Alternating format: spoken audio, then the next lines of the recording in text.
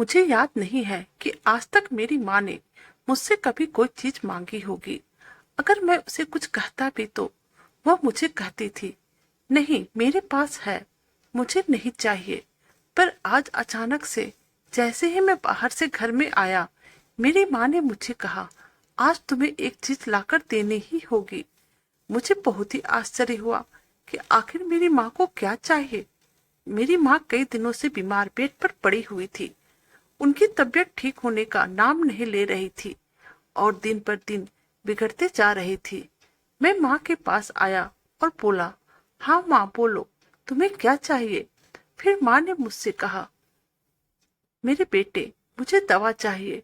मैं जल्द से रोता हुआ घर से निकल गया। आज मेरी माँ पहली बार मुझसे कुछ मांग रही थी, लेकिन मैं कितना अभागा था। आज मेरे पास अपनी बूढ़ी माँ के लिए दवा लाने के भी पैसे नहीं थे।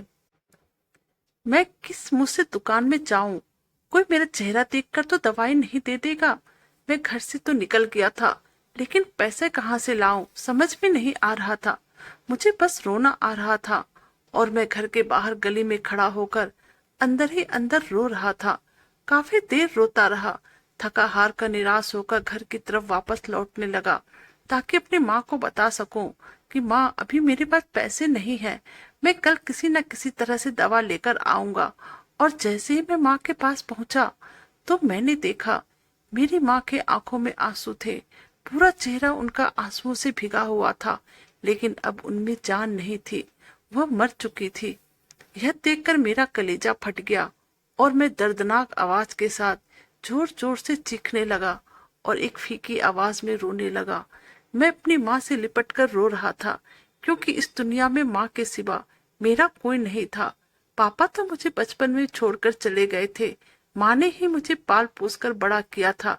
अभी मैं माँ से लिपटकर रो ही रहा था कि अचानक से मेरी नजर तकिए के नीचे एक कागज पर पड़ा।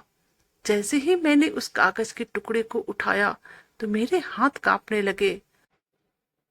उसमें लिखा हुआ था, मेरे बेटे, जब मैंने तुमसे दवा मांगी तो मुझे पता था कि तुम्हारे पास पैसे नहीं है, और मुझे यह भी पता था कि अब कोई भी दवा मुझ पर असर नहीं करेगी, क्योंकि मुझे पता चल चुका था कि अब मेरे पास समय बहुत ही कम है और मेरी आत्मा मृत्यु के दर्द को महसूस कर रही थी। मैं नहीं चाहती थी कि तुम मुझे मरते हुए देखो। मैं तुम्हें दुखी नहीं देख सकती थी, इसलिए मैंने तुम्हें दवा के बहाने बाहर भेज दिया। और अब मुझे पता है कि तुम मेरे बिना बहुत ही अकेले हो जाओगे, लेकिन तुम्हें अब अपने आप को संभालना है। मेरे प्यारे बच्चे, तुम मेरी बात परेशान ना होना।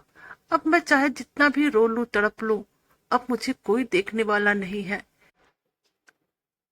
क्योंकि जो मेरा चेहरा देखकर ही मेरी मन की बातों को समझ जाती थी, वह अब इस दुनिया में नहीं थी। हाँ, मेरी माँ, मेरी दिल की धड़कन अब इस दुनिया में नहीं थी। दोस्तों, चाहे कुछ भी हो जाए, कभी भी अपने माता पिता का दिल मत दुखाओ। अगर तुम्हारे पास अपने माता पिता को देने के लिए कुछ भी नहीं है तो कोई बात नहीं, बस तुम उनसे दो बोल अच्छे से बोल लिया करो, वो उतने में ही खुश हो जाया करेंगे। धन्यवाद।